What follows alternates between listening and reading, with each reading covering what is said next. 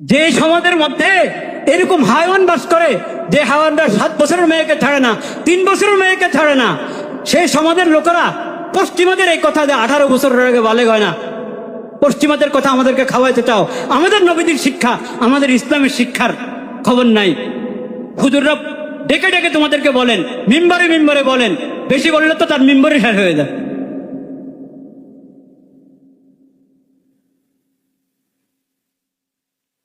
পশ্চিমা সভ্যতা যেখানে আগাগোড়া অশ্লীলতার অপবিত্রতা, সেই সভ্যতা দেশের আইন বানাবা, সেই সভ্যতা দেশের শিক্ষা প্রতিষ্ঠান, সেই সভ্যতা দেশের সংস্কৃতি আর শান্তি আনবা। এভাবে শান্তি আসবে না। শান্তি আসবে ইসলামের শিক্ষার দ্বারায়, নবীজির সিরতের দ্বারায়। মনে রাখো, হুজুররা ওয়াজ করে যে যখন বয়স 7-8 বছর, কিন্তু দেখতে দেখতে কারো কুদৃষ্টিওয়ালাদের যাদের অন্তরে দোষ আছে, সমস্যা আছে, ব্যাধি আছে, তাদের জন্য আকর্ষণের কারণ হতে পারে। এখন তখন থেকে পর্দা করায় দাও, তখন থেকে কি করাও, পর্দা করাও।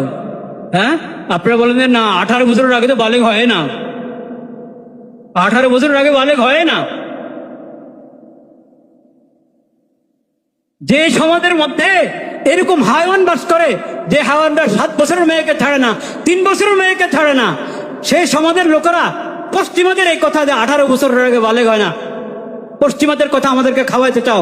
আমাদের নবীদের শিক্ষা, আমাদের ইসলামের শিক্ষার খবর নাই। হুজুররা ডেকে ডেকে তোমাদেরকে বলেন, মিম্বরে মিম্বরে বলেন, বেশি বললে তো তার মিম্বরে শেষ হয়ে যায়।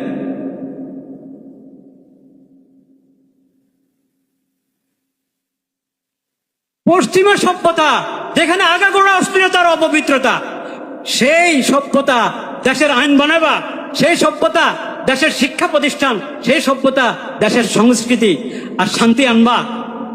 এভাবে শান্তি আসবে না। শান্তি আসবে ইসলামের শিক্ষার দ্বারায়, নবীজির সিরতের দ্বারায়। মনে রাখো।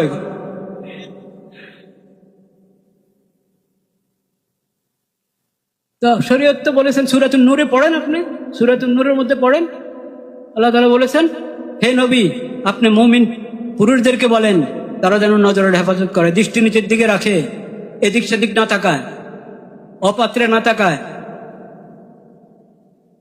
এবং মুমিন মহিলাদেরকে বলেন তারা যেন দৃষ্টির হেফাজত করে।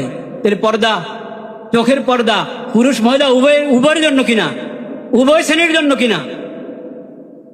নবীজির এই শিক্ষাটা আমাদের সংসদ ভবনে উচ্চারিত হওয়া দরকার কিনা, আমাদের মন্ত্রণালয়ে, আমাদের সচিবালয়ে উচ্চারিত হওয়া দরকার কিনা।